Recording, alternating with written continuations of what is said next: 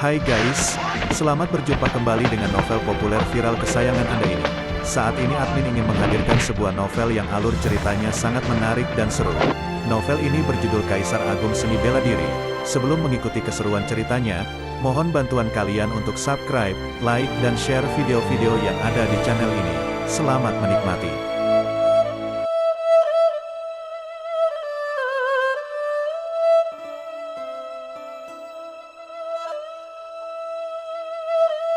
Kaisar Agung Seni Bela Diri, Bab 387, Arena Perang Dewa dan Iblis. Yuk, jalan. Zukiyu melirik Luo Xiu, lalu melangkah masuk ke hutan batu merah darah. Tubuhnya yang tampak lemah terlihat seperti bisa menyingkat jarak dengan setiap langkah, dengan cepat menghilang ke dalam kabut merah. Luo Xiu segera mengikuti, matanya berkilauan samar. Gerakan langkah Zukiyu tadi mengandung keajaiban hukum ruang. Jelas, pria tua kurus ini adalah seorang ahli luar biasa dalam hukum ruang. Hutan batu merah darah dipenuhi dengan warna merah darah di mana-mana, baik itu batu, kabut, bahkan tanahnya berwarna merah darah. Di tengah kabut merah yang menyelimuti, tanahnya merah menyala seperti darah, tandus dan sepi. Luo Xiu baru pertama kali datang ke tempat menyeramkan ini, dia tidak tahu apa bahaya yang ada di dalamnya, jadi dia hanya mengikuti Zukiyu yang berada di depan. Apakah kamu baru pertama kali datang? Zukiyu tiba-tiba berhenti, menoleh ke arah Luo Xiu.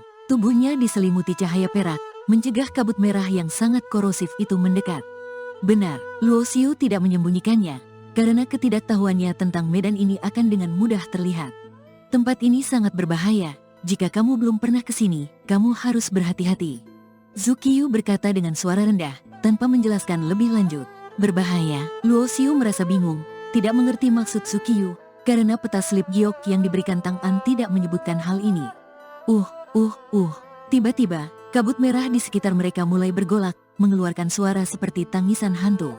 Pusaran darah, ekspresi Zukiyu berubah drastis. Ini pertama kalinya Luo Xiu melihat perubahan ekspresi di wajah pria tua itu.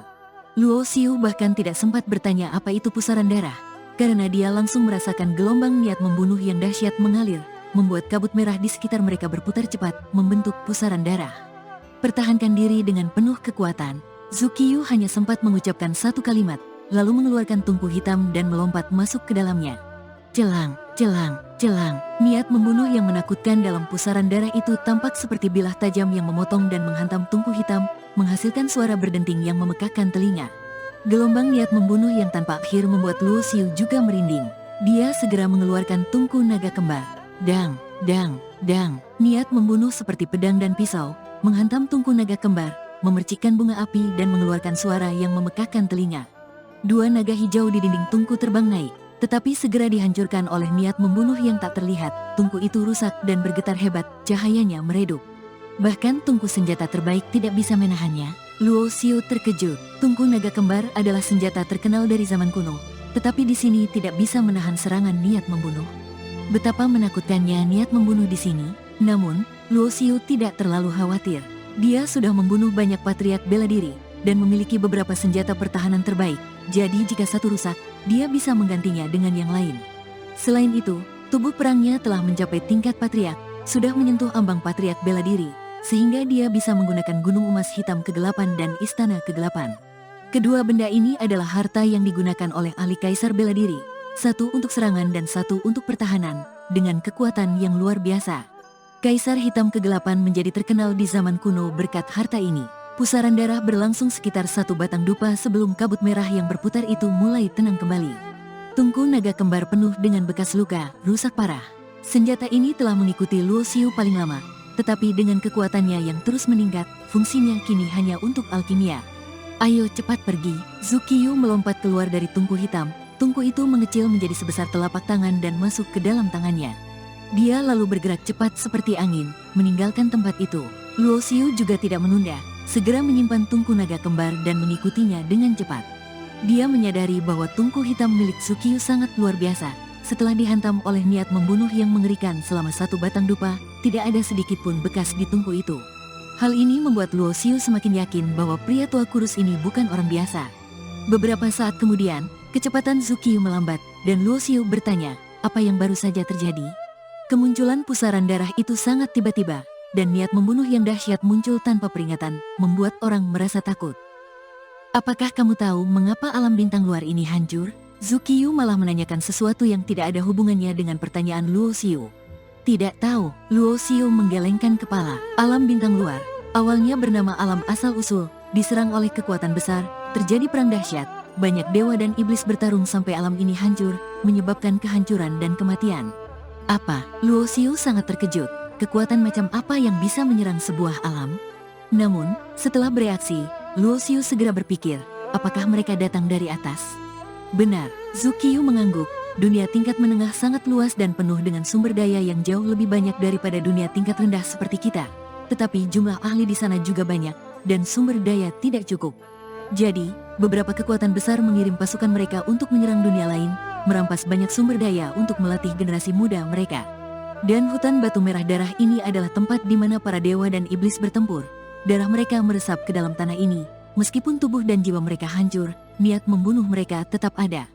Zukiyu menjelaskan penyebab kemunculan pusaran darah dan niat membunuh.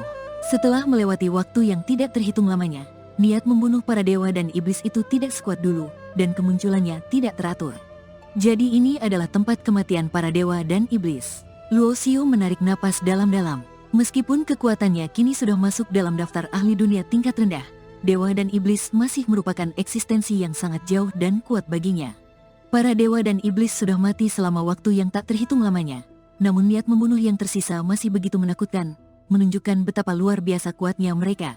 Kedua orang itu melanjutkan perjalanan mereka. Seiring percakapan, komunikasi antara Luo Xiu dan Zukiyu semakin banyak. Pria tua bernama Zukiyu ini jarang berbicara, tetapi setiap kali Luo Xiu bertanya, dia selalu menjawab. Kamu sudah berlatih selama lebih dari 4.000 tahun? Luo Xiu sangat terkejut ketika mengetahui usia Zukiyu. Tidak heran dia merasakan aura yang sangat menyeramkan dari pria tua ini. Kultivasinya sangat mendalam, tetapi energinya tidak begitu kuat. Para ahli di tingkat patriark bela diri bisa memiliki umur sekitar 5.000 tahun, dan Zukiyu sudah berlatih lebih dari 4.000 tahun, hidupnya sudah hampir mencapai akhirnya. Namun, dia adalah seorang ahli sejati di tingkat patriark bela diri, menguasai hukum ruang hingga tingkat tinggi, sebanding dengan patriark bela diri tingkat tinggi di alam samudera bintang. Saya datang ke hutan batu merah darah untuk mencari buah suci. Itu adalah obat spiritual yang disiram dengan darah para dewa dan iblis, yang bisa menambah 1.000 tahun umur bagi para ahli di bawah tingkat dewa dan iblis. Menurut Zukiyu, dia mendengar bahwa hutan batu merah darah ini adalah tempat para dewa dan iblis jatuh, jadi dia merasa kemungkinan besar ada buah suci di sini, jadi dia datang. Namun, meskipun dia sudah 2 kali ke sini, dia belum berhasil menemukan jejak buah suci. Kamu berasal dari dunia tingkat mana? Jika tidak salah, kamu belum berlatih lama, tanya Zukiyu kepada Luo Xiu. Saya berasal dari alam samudera bintang, dan telah berlatih selama lebih dari 1.000 tahun, jawab Luo Xiu dengan santai.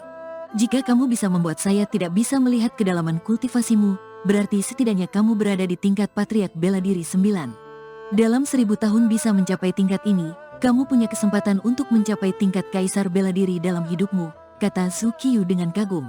Patriark bela diri dan kaisar bela diri sama-sama tingkat 9, tetapi perbedaan antara keduanya sangat besar. Banyak ahli seperti Zukiyu yang terjebak di langkah terakhir dan tidak bisa melampauinya. Ini adalah, dalam percakapan, mereka sudah memasuki wilayah yang tidak dikenal dari hutan batu merah darah. Bahkan Zukiyu yang sudah 2 kali ke sini belum pernah menjelajahinya, karena hutan batu merah darah sangat luas. Kabut di depan mulai menipis, samar-samar terlihat permukaan danau yang berkilauan. Tepian danau sangat tenang, tumbuh banyak obat spiritual yang mengeluarkan aroma yang wangi.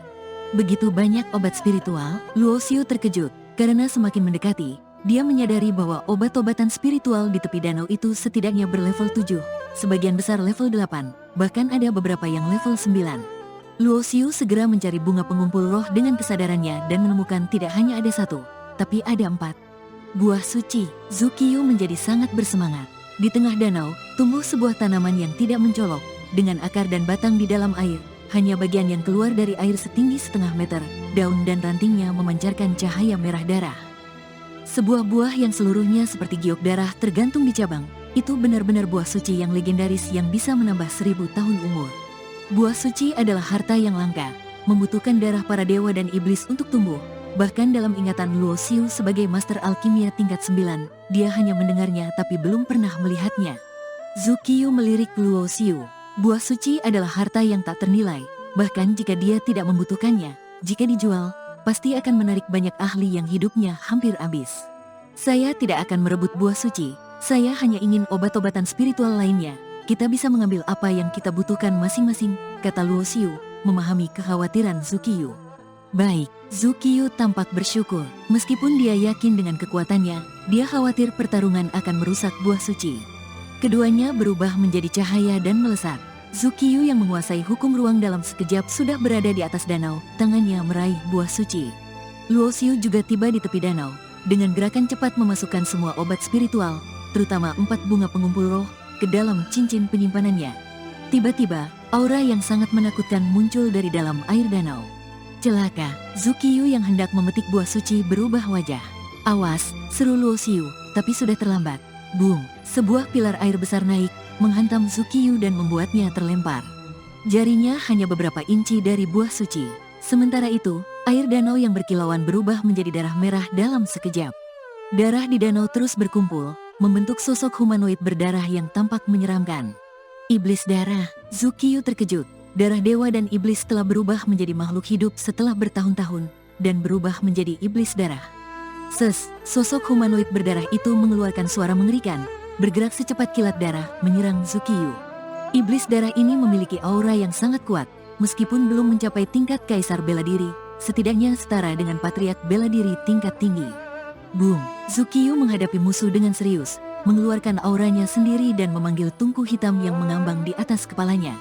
Pertarungan tingkat patriark bela diri tingkat tinggi dimulai. Dulu, Luo Xiu bahkan tidak berani mendekat, takut tersapu oleh gelombang pertempuran. Sekarang, meskipun kekuatannya belum mencapai tingkat ini, dia setidaknya memiliki kemampuan untuk melindungi diri.